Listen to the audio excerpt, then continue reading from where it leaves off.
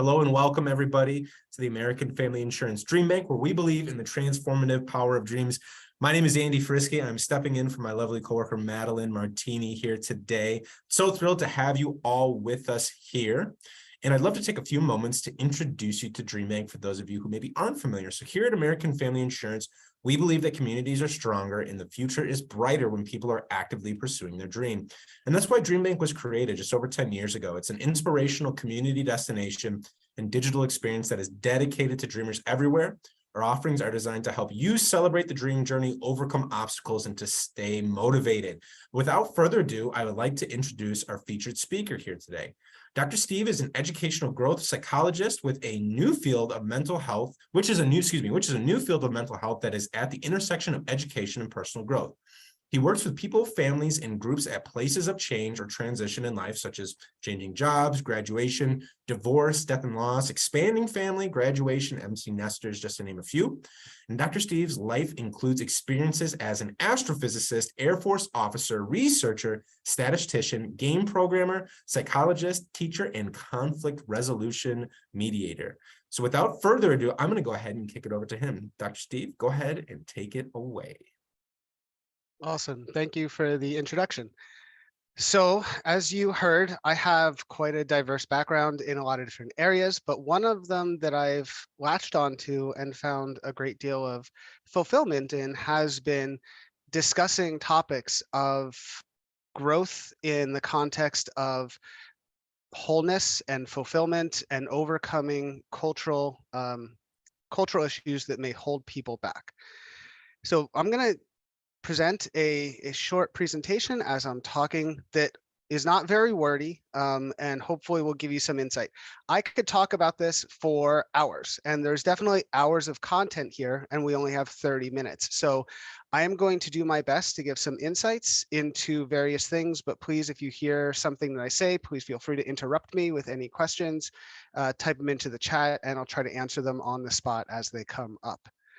So the topic of this is slowing down and finding wholeness. And there's two halves to this that I want to go into. The first half is, why do we feel a need to be at speed all of the time? And what does that do to us that holds us back in terms of being more whole as human beings and as people?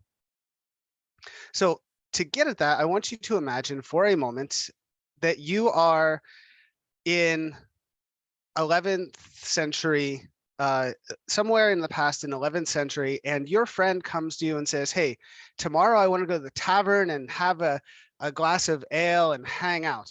I'll meet you around lunchtime. Well, how do you know when to be there? Well, the issue with this is that clocks were not very common at the time. And if they were giant clock towers, and there weren't many of them. So you had to just go to the tavern around when the sun is highest in the sky and wait around for your friend to get there at the same time. And that means sitting there for hours just to go have lunch with someone, not knowing the exact time when they're going to be there. And that's the way people lived at one point. With technological advances, we now try to time things down so that we can park in the right space, walk through the door, sit down at the table so that we're there with minimal work interruption, have our 30-minute talking and say, all right, I got to go back to the office right now. And so the idea that we would just have to wait around for hours for someone to show up is somewhat unfathomable. And we would think not a good thing, right? That we'd have to wait, except that in and of itself is a cultural paradigm that drives us today that maybe isn't as healthy as you think. So whenever we want to start to think about our own culture, we need to bring ourselves out of it to look at other ones. And this is very much encapsulated within an analogy that was provided by David Foster Wallace in a commencement speech from 2005. I recommend that everybody here listen to the whole thing. It's only 22 minutes long, I believe, but he starts off that commencement speech with a story. And the story is that two young teenage fish are swimming downstream, and they pass an older fish that swims by. And as he swims by, he says, "Morning, boys, how's the water?" And the boys just look at each other and kind of ignore him, confused, and keep swimming. And they get upstream a little while, and they say, "What the hell is water?" And this is an analogy for how culture works. Culture is something that we are embedded within, and it is so immersive around us that we don't even know it's there. When we think about culture, oftentimes we just think about uh, ethnic culture, foods we eat, general premises of ideas, but it's really the foundation of values and beliefs and the way we perceive the world. And it so surrounds us that we don't always know it's there. And that's what's called a worldview assumption. Now, this really important to understand worldview assumptions in what we talk about, because it really does affect this idea of slowing down and why we feel the need to go so fast. Worldview assumptions take a form of claims to truth about ourselves in the world that we unconsciously just accept as it must be universal. Everyone must think like this, or at the very least they should, because it's inherently better. So within that, we have typical phrases that we use. And the most common one that we use is "it's just." You should try to eliminate the word "it's just" from your vocabulary, or "just" in this context, because it is inherently a way of shutting down dialogue with other people and shutting down your need to think deeper about topics. So whenever you think to yourself or say, "it's just how things are done, it's just the way the world works, it's just how people are, it's just how I am," that is a way of giving a license to not have to think deeper about a topic or find the reasons underneath. And so when we do that, we're engaging with these worldview assumptions that are driving our thinking. The other half of this is the kind of an always and never approach, where we think there's no way around it. People will always or never do this. The world will always be like this, or I will always be like this. These are also manifestations of worldview assumptions, things that we've uncritically just accepted. And this water may have been immersing us since we were young, since we were babies in our family. So it's very difficult to even know that it's there. The more homogenous the community you live in, the harder it is to get out of it. So if you're in a home culture that's reflective of your neighborhood, that's reflective of your town, and there's no difference, it's very hard to recognize that these cultures even exist, and they just get taken as universal truth. And this relates back to an idea that hopefully many of you are familiar with. If you're not, I recommend you read it. It's very short. A section from Plato's Republic on the allegory of the cave. And this is an old book, but the passage is fairly short and it's very profound. And in this analogy, Plato states that imagine you have prisoners chained up in a cave, and the only thing they can ever see is shadows projected onto a wall for their entire life. And so when a duck walks by in front of the shadows and they hear the sound of a duck, they come to believe that the silhouette of the duck on the cave wall is a duck, because they have no other experience upon which to know better. And it is only when you get released from that prison and go up to the surface that you can see that a duck actually has 3 dimensions, that it's an animal that's got webbed feet and all of these characteristics. But unless you do that, you can't know about it. And this is what Plato's talking about, is that essentially our reality is constructed based on what we have experienced or the culture that we are embedded within.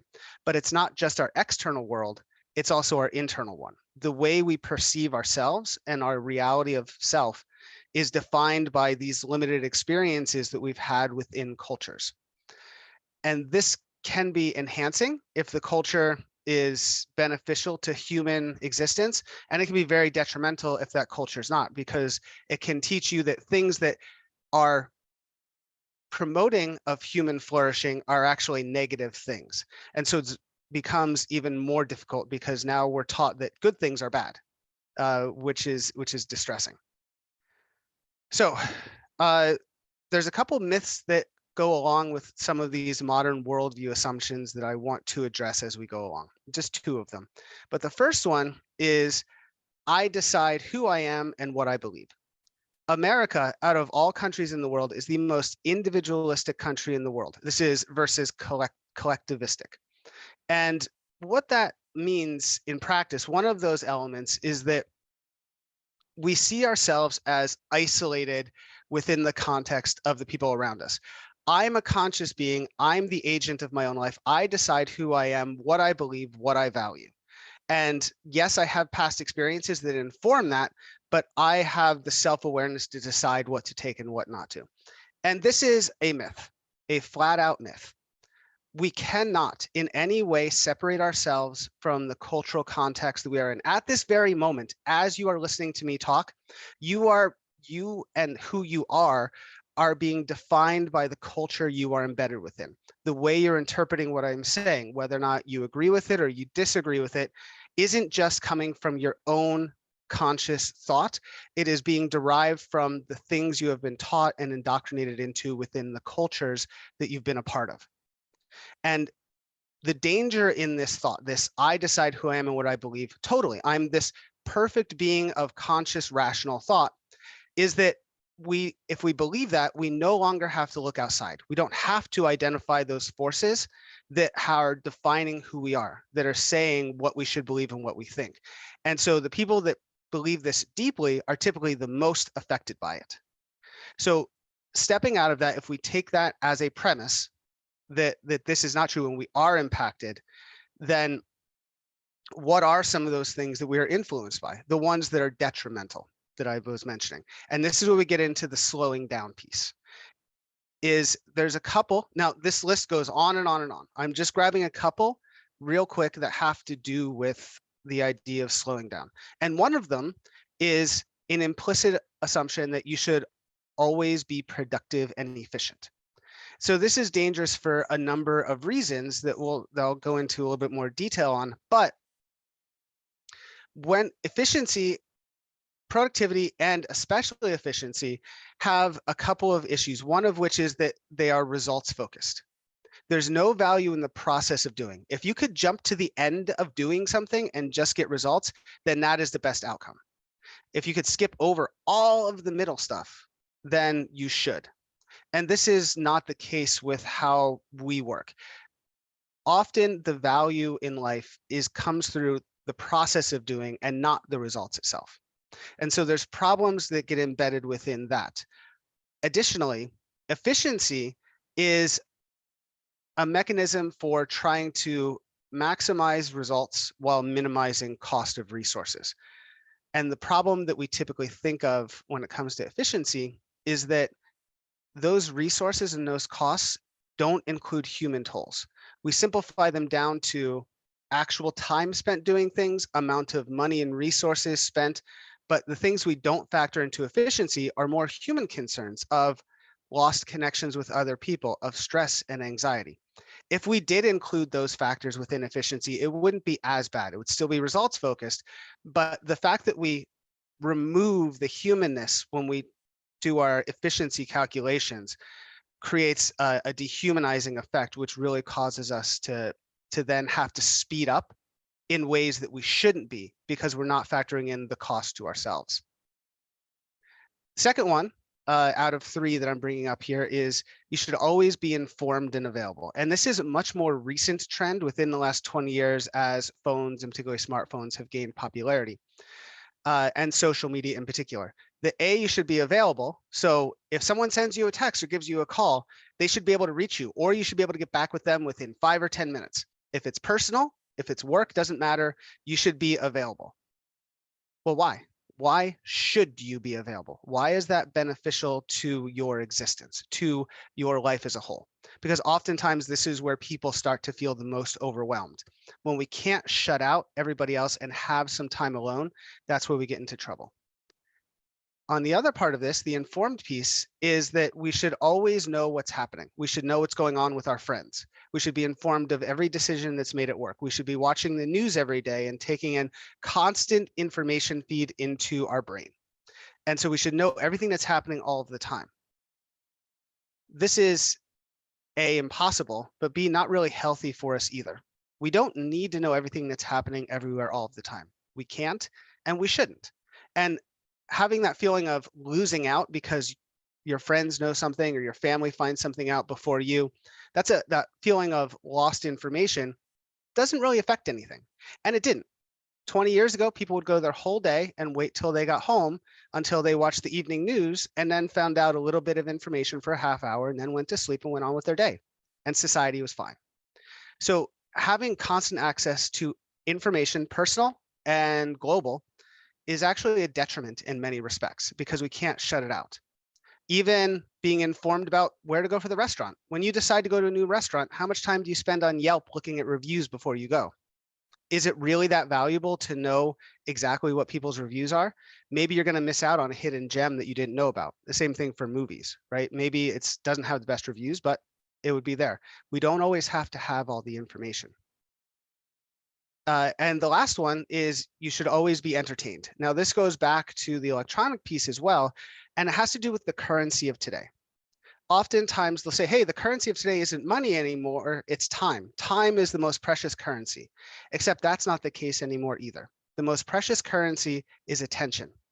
And this is the commodity that modern entertainment companies, social media, video games, movies, even books, that they are trying to grab from you, and you have a limited quantity of it. So these marketing that all of these companies engage in is the currency of taking your attention. And the more they can use, the more they can buy your attention, the more they make. And so this has created a culture that we are embedded in which the paradigm is that you should always be entertained because there's so many options. And the idea that you would just sit without anything is shocking. That you're taking the bus and you don't pull out your phone to go look at something, be entertained or check your work email, that you just sit, that you don't have to fill every second with it. You don't, and you shouldn't. So these three paradigms lead to some dangerous effects. But before I talk about what those dangerous effects are, I want to bring up another myth. And this is actually a defense as well. And this is the "and I turned out fine" defense. I call it that because this is the most common form that I see it in. When we're posed with something that is a cultural assumption that we've bought into or we've been indoctrinated into, and we don't want to critically question it, the way that most people will engage with this, they'll say, hey, I did that when I was young, or I have done that my whole life, and I turned out fine. This is horrible rationale to go through, because what you are saying then is a couple of things. One, which is that I think that out of all possible realities where I've lived my life in all possible ways and made all possible different decisions, I am living in one of the most optimal outcomes of the person I could be. How do you know that? How do you know that right now you're the most optimal person you can be, that you turned out fine? The other issue with the "I turned out fine" defense is that, what do we mean by fine? Typically, people will relegate this definition down to really horrible outcomes like, hey, I'm not, I haven't been in rehab 3 times for drug addiction, so therefore I turned out fine. Okay, that's fine, but that's not a good standard of basis for self-improvement or questioning whether or not you've been, whether or not you've achieved an optimal living. So as I go through these things, you're reflecting like, hey, do I do any of these? Understand that we don't have the ability to objectively step outside ourselves and look at all those different possible realities. And so it takes a lot of time to gain even a minimal amount of the objectivity to say, hey, do any of these actually apply to me? So as we're going through, just think about that. So the dangers of constant engagement, according to research over the last 3 decades or so, maybe 4, is 1, reduced ability to gain self-awareness and introspection. Your brain develops pathways through neuroplasticity that are reinforced by common modes of thinking. When we think a certain way, we engage in certain types of problem solving, take in certain information, those pathways in our brain become reinforced. It becomes easier and more likely that we're going to think in that way. The converse of this is that when we don't use neural pathways and modes of thinking and habits of thought, then those become degraded. And when we're in a constant state of engagement and activity, we never slow down to really process what we're going through, what we're experiencing, what our past experiences, particularly the negative ones, have had to do with our emotional states. We are still having emotions. We are still having anxiety and stress, and we're still feeling happy. But if we don't take time to build those habits of mind that allow us to be introspective and really engage with those thoughts and feelings, then we're not going to know why we're experiencing them. They're going to stay below the conscious. And that's sad that you can go through your whole life not being self-aware of what you're experiencing. And many people do. So the second one, and this is related, this is kind of the same thing, but this is the external world. We lose the ability to question the world. In our worldviews, these become assumed and indoctrinated. And part of that is when we're children, we don't have the ability to question the world. And as we gain abstract thought, we gain the ability to do so. But oftentimes people don't develop those skills, don't develop those neural pathways that are going to help them to be able to do this. So you lose the ability by constant engagement. And this is one of the things: constant entertainment, constant engagement, constant focus on the next task keeps you from being able to stop long enough to look at the world around you and say, should I even be doing this task? Is this even the right direction that I should be going? Is the system itself an issue that I should be looking at rather than myself within it? So these deeper questions don't get explored when you're in a state of constant engagement, professionally or personally or through entertainment.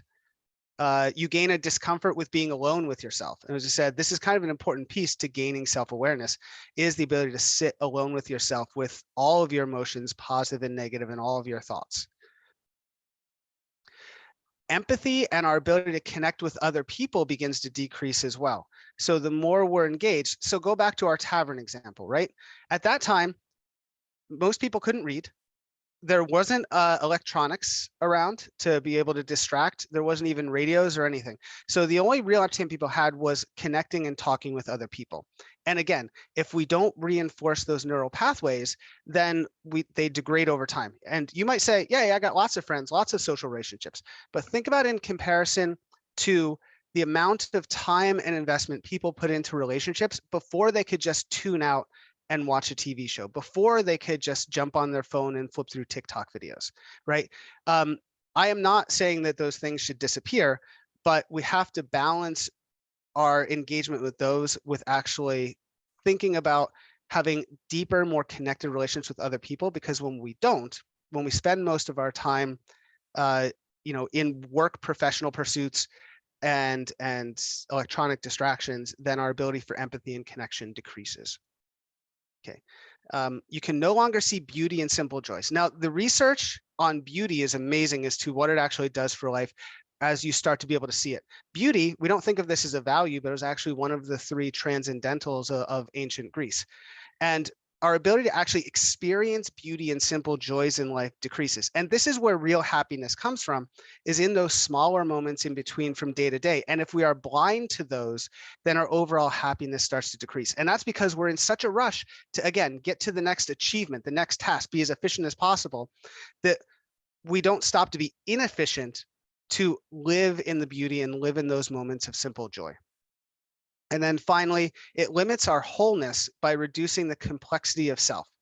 So if you think of yourself as like, hey, I need to get this done in my life, I need to do this, I need to be efficient and achieve these, and you reduce the complexity of yourself down to a set of productivity and efficiency tasks, then you oversimplify the wholeness of who you are. And this even goes into some of my critiques of what I call, commercialized wellness. Which is essentially, here's some strategies for anxiety. Here's some strategies for stress, as if it's just a set of boxes to tick so we can reduce our stress and anxiety and then go back into a grind that is equally as dehumanizing and doesn't take in that wholeness. Simply applying some Band-Aids over top of a gushing wound doesn't actually solve the problem. So it's about getting deeper into it. And so this comes up. So I'm espousing values here as well at the same time. So hopefully you notice that this is in the research, but where does this come from, and why is it better to get away from some of these paradigms? And that's because the research in psychology shows that when we satisfy our needs, some of you might be familiar with Maslow's hierarchy of needs. When we satisfy our needs, we become more fulfilled and complete and happy in our lives. We flourish in what we do.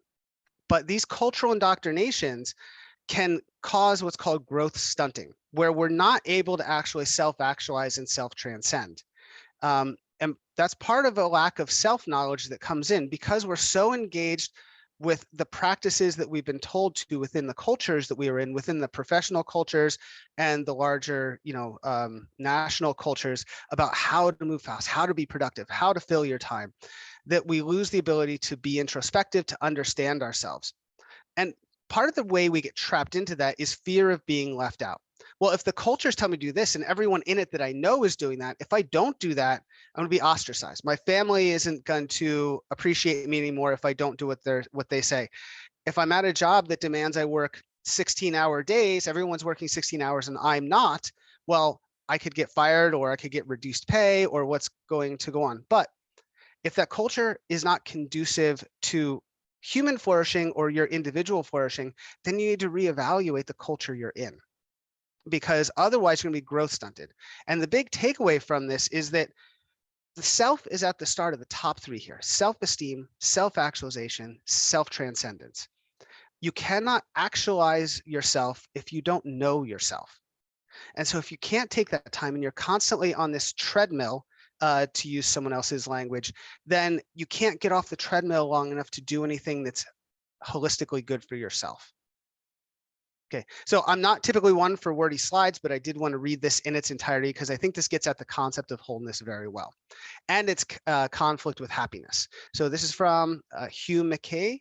So it says, I actually attack the concept of happiness, the idea that I don't mind people being happy, but the idea that everything we do is part of some pursuit of happiness seems to me really dangerous idea and has led to a contemporary disease in Western society, which is fear of sadness.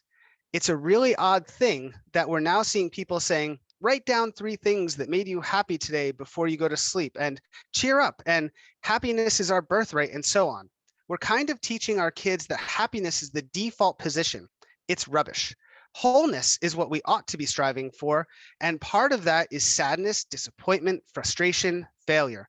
All of those things which make us who we are. Happiness and victory and fulfillment are nice little things that also happen to us, but they don't teach us much. Everyone says we grow through pain, and then as soon as they experience pain, they say, quick, move on, cheer up. I'd like just for a year to have a moratorium on the word happiness and to replace it with the word wholeness. Ask yourself, is this contributing to my wholeness? And if you're having a bad day, it is. So this is a very different paradigm about thinking about how to engage with the day.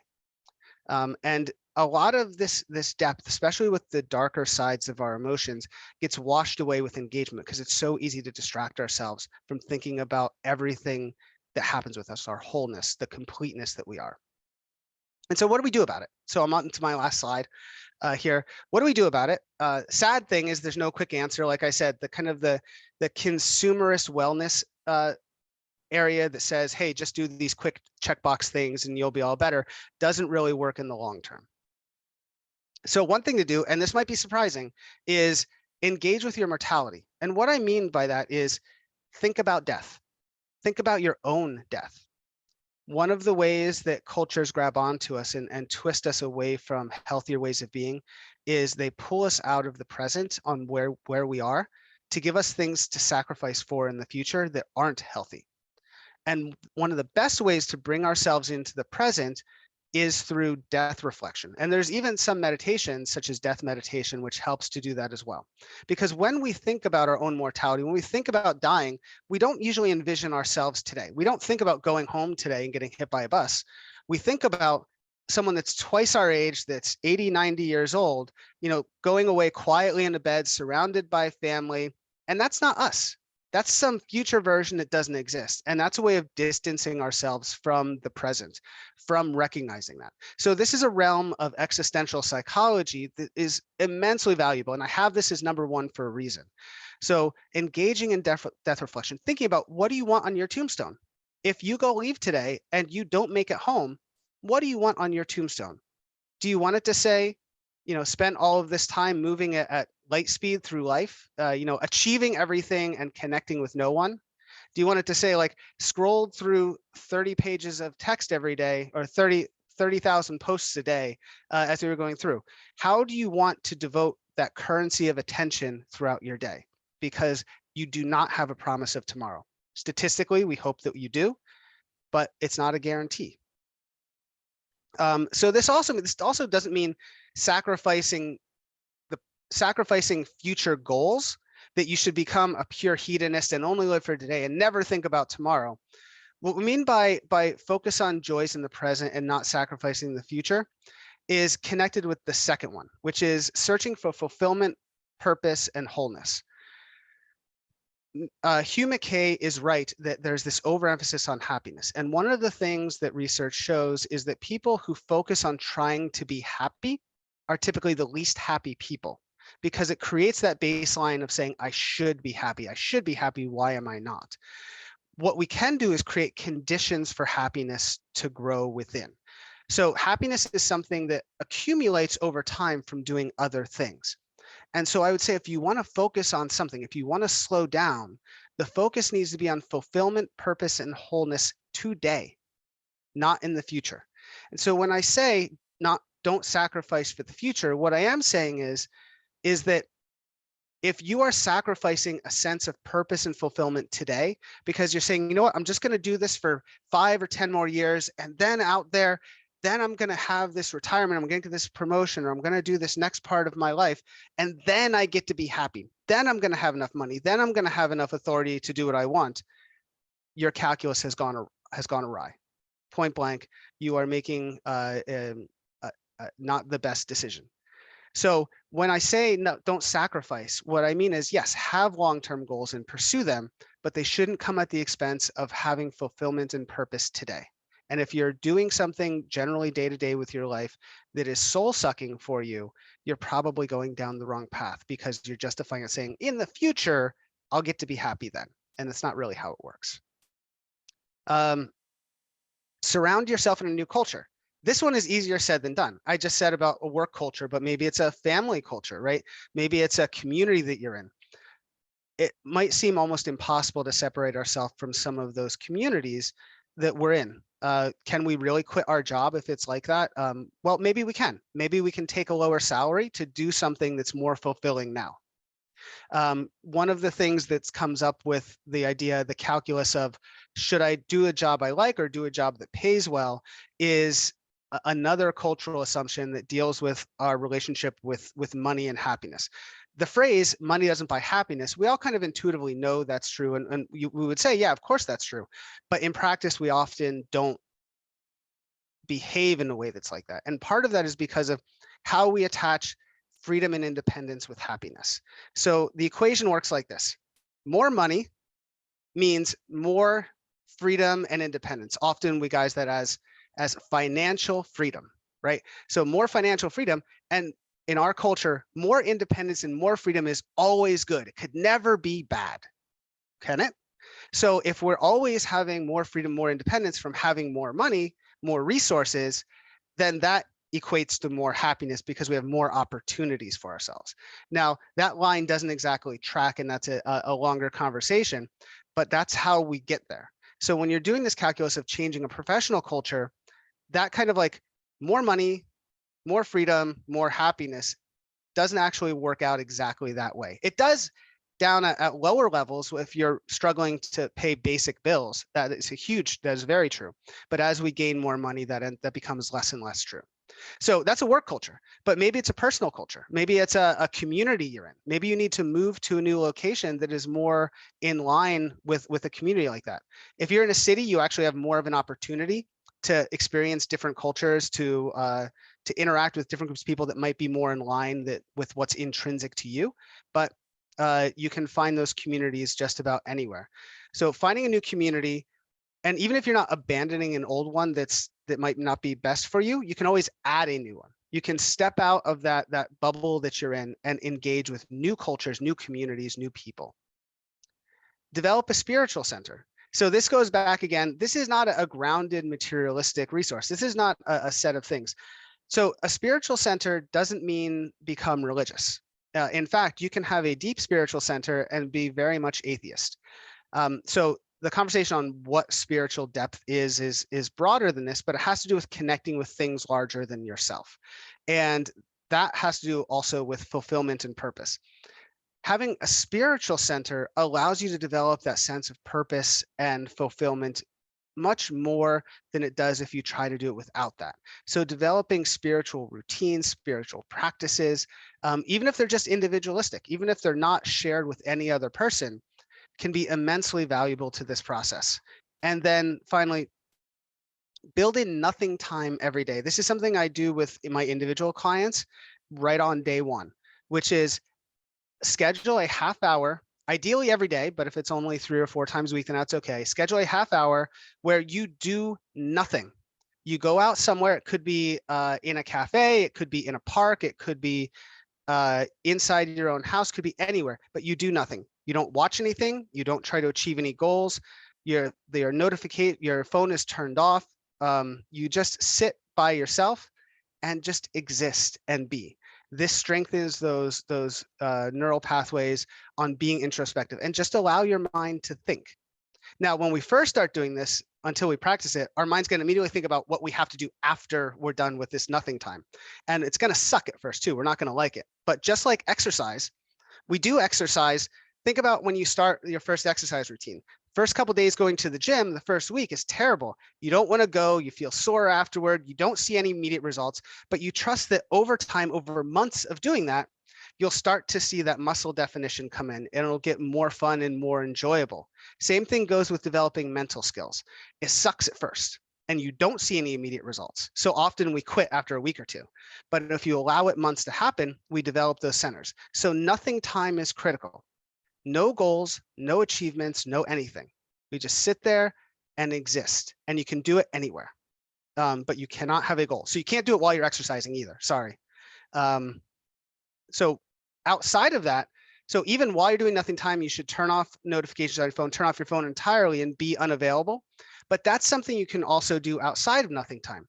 You don't have to respond to everything right away. You don't have to always be informed about what's happening.